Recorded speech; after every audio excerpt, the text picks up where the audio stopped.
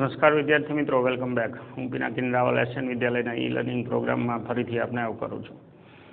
મિત્રો, આપણું ચેપ્ટર 6 ચાલુ થઈ ગયું છે અને લેસન 1 છે એ તમે થિયરીનું ટેક્સ્ટ બુકમાં વાંચી લીધું હશે. આજે આપણે એમાં આગળ વધી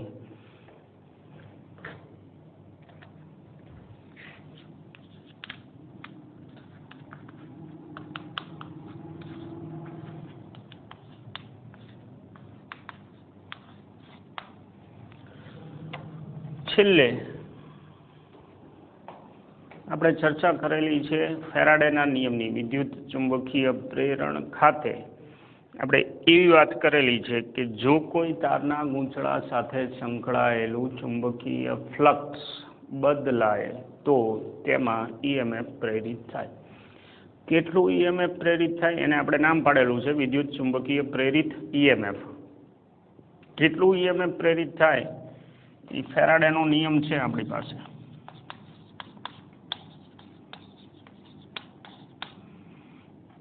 પ્રેરિત ઈએમએફ N d∅b/dt.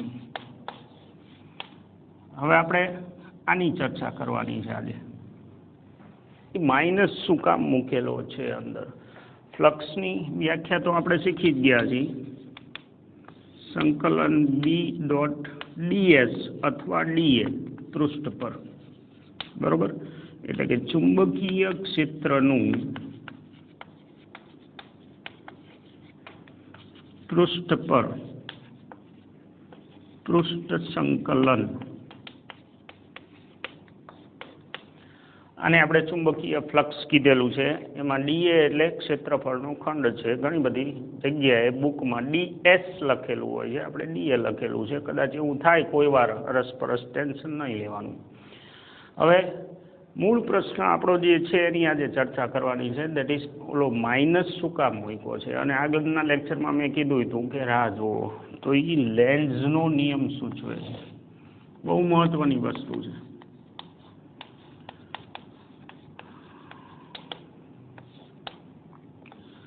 વિદ્યુત ચુંબકીય પ્રેરણની ઘટનામાં પ્રેરિત ઈએમએફ એવી જ રીતે ઉદ્ભવે કે જેથી તેને ઉત્પન્ન કરનાર કારણનો વિરોધ કરે. આ નિયમનું વિધાન છે. પ્રેરણની ઘટનામાં જે કાંઈ ઈએમએફ આપણને મળે છે એ એવી જ રીતે મળે કે જેથી તેને ઉત્પન્ન કરનાર કારણનો વિરોધ કરે. હવે આ નિયમનું જે વિધાન છે એને સમજવાનું છે અને માઇનસ આપણે એના માટે અહીંયા મૂકેલો છે. હવે પહેલાં એ નિયમ શું કહેવા માગે છે એના માટે એક પરિસ્થિતિ આપણે ધ્યાન ઉપર લઈ. માનો કે મારી પાસે એક ગજિયો ચુંબક છે, એનો N ધ્રુવ એક તારનું ગૂંચળું પડેલું છે એના તરફ લઈ જઈએ છીએ આપણે. બે અલગ અલગ પરિસ્થિતિ વિચારી.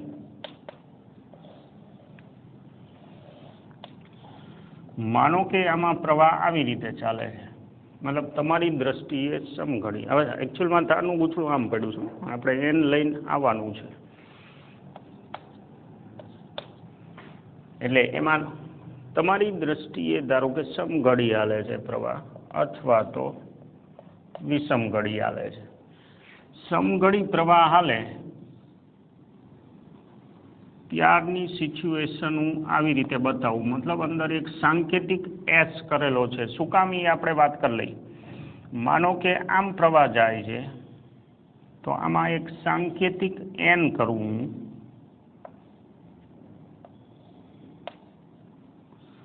આ કરવાનું કારણ છે, માનો કે તારનું ગૂંચળું છે, આવી રીતે અંદર પ્રવાહ જાય છે તો એનું ચુંબકીય ક્ષેત્ર કઈ રીતે હોય? આમ હોય, જમણા હાથના નિયમ પ્રમાણે. હવે જો ચુંબકીય ક્ષેત્ર આમ હોય, ખાસ ધ્યાન રાખજો, તો આ બાજુનું જે એરો છે એ શું પ્રવાહ વિદ્યુત પ્રવાહ જે છે એ આમ હોય, માની લો કે તારનું ગૂંચળું આમ પડ્યું છે, હવે એમાં પ્રવાહ આમ હોય તો એવી વખતે જમણા હાથના નિયમ પ્રમાણે ચુંબકીય ક્ષેત્રની દિશા આ થાય, ચુંબકીય ક્ષેત્રનો એરો. હવે એરો જો આ બાજુ હોય તો આપણે સોલેનોઇડ અને ગજિયા ચુંબકની ક્ષેત્ર રેખાઓની સરખામણી કરેલી છે. આ છેડો એન ધ્રુવ કહેવાય, આ છેડો જે છે એ એસ ધ્રુવ કહેવાય. મતલબ તમારી નજર સામે પ્રવાહની દિશા જો વિષમ ઘડી હોય તો તમારી નજર સામેનો જે છેડો છે, માની લો કે હવે ગૂંચળું તમારી સામે પડ્યું છે, you can check it out. તો હવે જો એવું હોય અને પ્રવાહ આમ દોડે છે તો જમણા હાથના નિયમ પ્રમાણે ચુંબકીય ક્ષેત્રનો એરો તમારી બાજુ આવશે. જો એરો તમારી બાજુ આવે તો એવા સંજોગોમાં ગજિયા ચુંબકની ક્ષેત્ર રેખાઓની સરખામણીમાં આ જે છે છેડો એને એન ધ્રુવ કહેવાય, તો એટ ધ સેમ ટાઈમ મારી સાઈડનો જે છેડો છે એને એસ ધ્રુવ કહેવાય. તો હવે એનો મતલબ એવો થયો કે તમને જ્યારે પ્રવાહ વિષમઘડી દિશામાં દેખાય છે ત્યારે મને પ્રવાહ દેખાય છે સમઘડી દિશામાં. એનો અર્થ એવો થયો કે પ્રવાહ સમઘડી હોય તો તમારી નજર સામે તમને જે દેખાય છે એ સમઘડી જો દેખાય તો તમારી નજર સામેનો છેડો એસ ધ્રુવ હોય, અને જો વિષમ ઘડી દેખાય તો તમારી નજર સામેનો છેડો છે એ એન ધ્રુવ હોય. આ વસ્તુ મેં અહીંયા લખેલી છે. એટલે આપણે શું વિચારી છીએ એ હવે જોઈ લેજો. આ વિધાન ખાસ ધ્યાનમાં રાખજો કે પ્રવાહ જો સમઘડી દિશા, મને અત્યારે વિષમઘડી દિશામાં દેખાય તો મારી સાઈડનો છેડો ચુંબક તરીકેનો એ તારના ગૂંચળાનો એન ધ્રુવ કહેવાય. એટ ધ સેમ ટાઈમ પાછળનો છેડો એસ ધ્રુવ કહેવાય. એટલે આવી રીતે હોય ને ક્ષેત્ર રેખા. માની લો કે આમ હોય, સમઘડી દિશામાં પ્રવાહ હોય તો ચુંબકીય ક્ષેત્ર રેખા જે છે એ સમઘડી દિશામાં, હવે આને બહાર કાઢી તો પ્રશ્ન જ થાય. એટલે ક્ષેત્ર રેખા આવી રીતે હશે અને એમાં એરો જે છે એ માની લો કે આને આમ વિચારીએ આપણે, તો એરો મારી સાઈડ હોય તો આને એન ધ્રુવ કહેવાય. જો આમ એરો હોય તો, અને આમ એરો હોય તો આ સાઈડ એન ધ્રુવ કહેવાય. એ વસ્તુ મેં ફ્રન્ટમાં અહીંયા બતાવેલી છે, નજર સામે શબ્દ એટલે વાપરો છે. હવે આ બે પરિસ્થિતિ છે, ઓપ્શનલ છે. મતલબ કે વિદ્યુત ચુંબકીય પ્રેરણના કારણે ફ્લક્સના ફેરફારથી જે તે તારના ગૂંચળામાં વિદ્યુત પ્રવાહ આવશે, પહેલી વાત. હવે જો વિદ્યુત પ્રવાહ આવશે તો એનું પોતાનું પાછું ચુંબકીય ક્ષેત્ર હશે, એ ફાઇનલ. પોતાનું ચુંબકીય ક્ષેત્ર હોય અને પોતાનું ચુંબકીય ક્ષેત્ર હોય તો એ કઈ બાજુ હશે એના બે ઓપ્શન આપણે મૂક્યા છે. માનો કે એક તારના ગૂંચળાની સામે કોઈ એક ચુંબકનો એન ધ્રુવ લાવી છીએ આપણે, તો એ વખતે પ્રેરણની ઘટનાના કારણે આમાં જે ઈએમએફ ઉત્પન્ન થાય, જેના કારણે આમાં પ્રેરિત પ્રવાહનું વહન થાય, એ પ્રેરિત પ્રવાહ આમ પણ હોઈ શકે બીજી આકૃતિ, અને આમ પણ હોઈ શકે પહેલી આકૃતિ. એટલે પહેલી આકૃતિમાં મેં આમ બતાવ્યું છે કે ધારો કે પ્રવાહ છે એ આમથી તમે ગજિયો ચુંબક લઈને આવ્યા અને પ્રેરણના કારણે જે ઈએમએફ ઉત્પન્ન થાય છે એનો પ્રવાહ આમ દોડે છે, અને હું આ બાજુથી જોઉં છું તો આ છેડો જે છે એ એન દેખાય, તો આ બાજુનો એસ દેખાય, એ આપણે આ બતાવ્યું. ચુંબક તરફનો છેડો. પછી જો પ્રવાહ અહીંથી વિરુદ્ધ દોડે તો ચુંબક તરફનો છેડો એન ધ્રુવ છે. આ બેઠું મગજમાં વિચારી જોજો સાથે સાથે. એવું લાગે તો વિડીયો રિપ્લે કરી અને જોજો. એટલે આ બાજુનો છેડાની નથી વાત કરતા, તમે પેલી બાજુથી ચુંબક લઈને આવો છો, જો ચુંબક લઈને આવો તો તારનું ગૂંચળું છે એમાં પ્રવાહ કાં તો આમ પણ હોઈ શકે કાં તો આમ પણ હોઈ શકે. જો પ્રવાહ આ બાજુ હોય તો ચુંબક તરફનો છેડો એસ ધ્રુવ કહેવાય, આ એન કહેવાય. ચુંબક તરફનો છેડો એસ ધ્રુવ છે ધારો કે, એવું કરીને પહેલી આકૃતિ આપણે દોરી છે. હવે ધારો કે પ્રવાહ છે એ આમ ન દોડ્યો અને આમ દોડ્યો, તો એવે વખતે શું થાય, ચુંબક તરફનો છેડો છે એ એન ધ્રુવ છે એવું ધારીને આપણે હાલ્યા. બે સિચ્યુએશન, હવે બેમાંથી સાચું ગમે તે એક જ પરિસ્થિતિ છે. કાં તો આવું બનશે કાં તો આવું બનશે, બરોબર છે ને? કાં તો પ્રવાહ આમ દોડશે ને કાં તો આમ દોડશે, બેમાંથી એક. માનો કે પ્રવાહ આ રીતે દોડે છે, તો હવે શું ઘટના બને?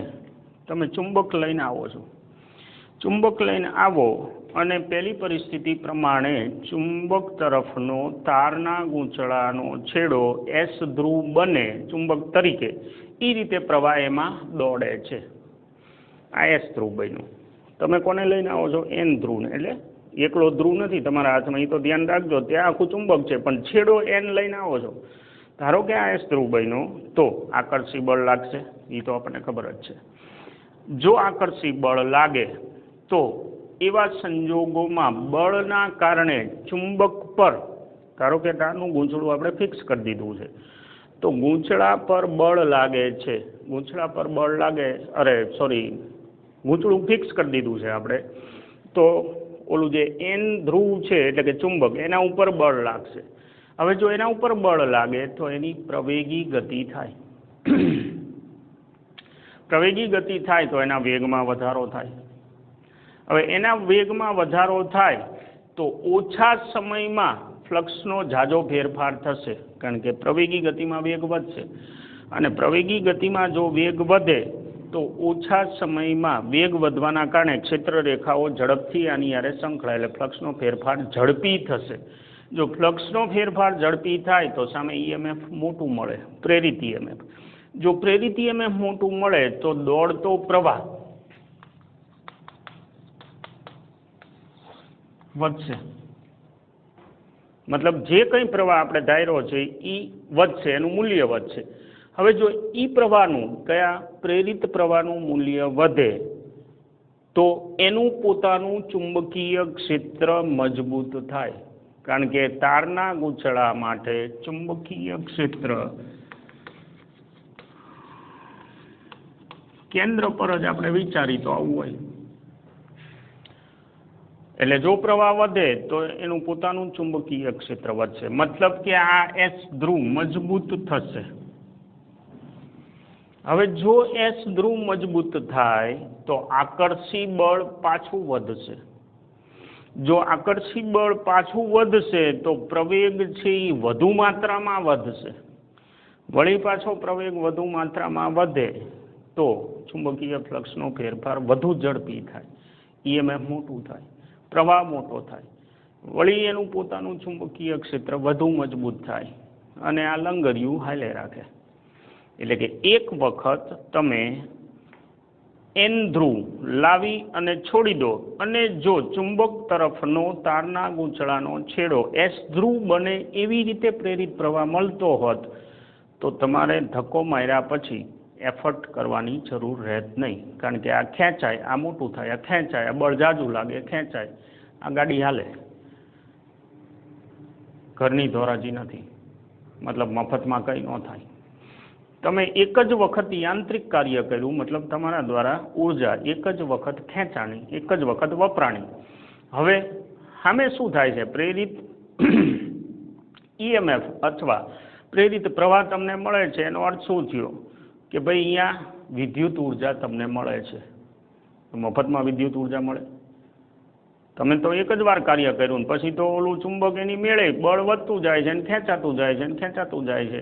એટલે કે કોઈ જાતના પ્રયત્ન વગર, એફર્ટ વગર, અથવા તો ઉર્જાના ખર્ચ વગર આ બાજુ તમને ઈએમએફ મોટું મોટું મળતું જાય. ઉર્જા સંરક્ષણના નિયમ પ્રમાણે આ શક્ય નથી. મફતમાં તમને ઉર્જા ક્યાંયથી ન મળે. તમે એક જાતની ઉર્જા ખર્ચો, એનું જ રૂપાંતરણ બીજી જાતની ઉર્જામાં થાય. મતલબ કે આ પરિસ્થિતિ શક્ય નથી. હવે દરમિયાન શું ઘટના બની? હું ધારું છું કે આ મગજમાં બેસી ગયું. દરમિયાન ઉર્જા સંરક્ષણના નિયમને ધ્યાનમાં રાખીને આપણે લોજિકલી વિચારીએ છીએ. ઘટના શું બની હતી? તો કે તમે જ્યારે એન ધ્રુવને નજીક લઈને આવો ત્યારે ગૂંચળા સાથે સંકળાયેલું ફ્લક્સ વધે એવી પરિસ્થિતિ થઈ ને. એસ ધ્રુવ છે, જનરલી બાહ્ય ચુંબકીય ક્ષેત્ર રેખા એનથી એસ તરફ હોય. એટલે આપણે જે પહેલાં ભણી ગયા છીએ કે ભાઈ ક્ષેત્ર રેખાઓ આવી રીતે હોય. હવે અહીંયા ક્યાંય એસ ધ્રુવ તમને દેખાય તો આ ચુંબકીય ક્ષેત્ર રેખા અહીંયા એટેચ થાય એટલે તમે નજીક આવો છો તો ક્ષેત્ર રેખા વધે એવી પરિસ્થિતિ છે, જે શક્ય નથી એવું આપણે સાબિત કર્યું ઉર્જા સંરક્ષણના નિયમના આધારે. તો હવે અહીંયા વિચારીએ,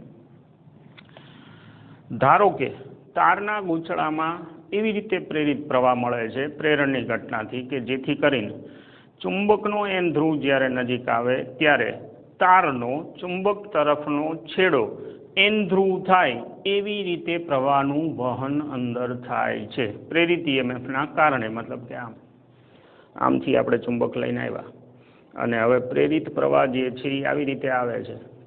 હવે શું થયું તો કે આ છેડો જે છે એ એન ધ્રુવ બન્યું, એન ધ્રુવ બન્યો એવી રીતે પ્રવાહ દોડે છે. તો હવે બળ અહીંયા કેવું લાગતું હતું, આકર્ષી, અને હવે અહીંયા કેવું લાગશે, અપાકર્ષી. કોના દ્વારા? પ્રેરિત EMFના કારણે દોડતા પ્રવાહનું ચુંબકીય ક્ષેત્ર એનો એન ધ્રુવ આ બાજુ આવ્યો છે અને સામે તમે કોને લઈને આવો છો, એન ધ્રુવને. તો હવે અપાકર્ષી બળ લાગશે. અપાકર્ષી બળ લાગે તો ચુંબક પર લાગતા બળના લીધે ચુંબકની ગતિ કેવી થઈ ગઈ, પ્રતિપ્રવેગી. તો હવે તમારે ચુંબકની ગતિ ચાલુ રાખવા માટે એફર્ટ ચાલુ રાખવો પડશે. તમે ધક્કો મારો તો ઈ આવશે, ધક્કો મારો તો ઈ આવશે, અને જો ઈ આવે તો ફ્લક્સનો ફેરફાર થશે. જો ફ્લક્સનો ફેરફાર થાય તો તમને પ્રેરિત EMF મળશે. એટલે એનો અર્થ એવો થયો કે તમારે પ્રેરણની ઘટના મેળવવા માટે પ્રયત્ન ચાલુ રાખવો પડે છે. મતલબ કે યાંત્રિક ઉર્જા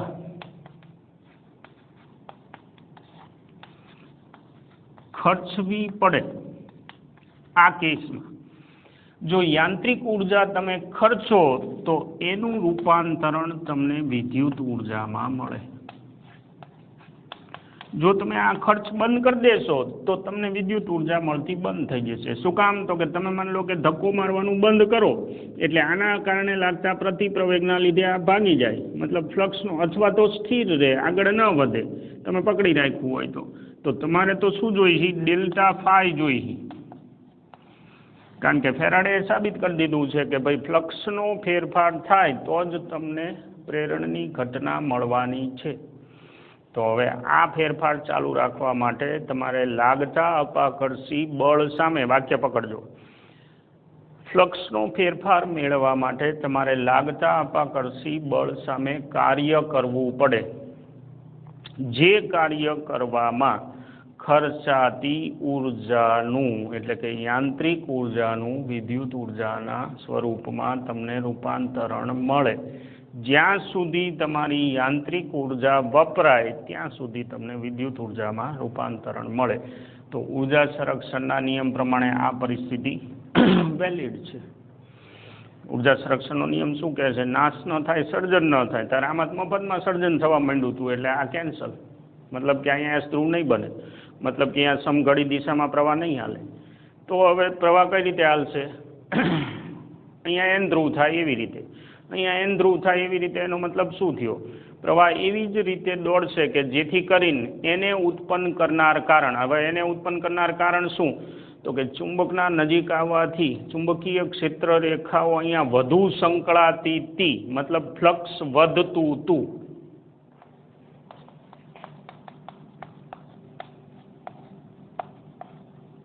તો એનો વિરોધ કરે,